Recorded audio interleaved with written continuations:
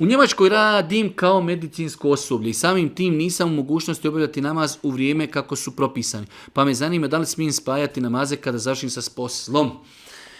Neispravno je raditi na bilo kojem poslu gdje čovjek ne može obavljati namaz u njegovom vremenu. Tako da imamo slučajeve gdje ljudi radi